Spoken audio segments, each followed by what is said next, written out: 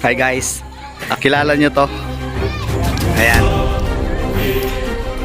Yung nagtitinda ng puto na nakalagay lang sa ulo. Ano pangalan mo? Si Sar. Ayan, si Kuya Cesar.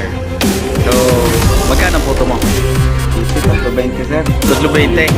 O magkano nabili mo? Tapos siopaw. Tapos sandaan. Mainit pa. 2,100.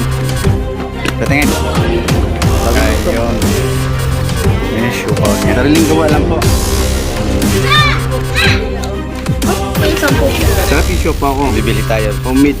Talaga. Gawa ko lang po. Masarap yung gawa niya yan. Bigyan mo So, ako bibili tayo. dalawa sa ano, puto. Ilan po dito? Magkano isa po? City 320. Ha? Batingin. Shoutout dyan sa mga taga-Iligan City. Sunmit Isay.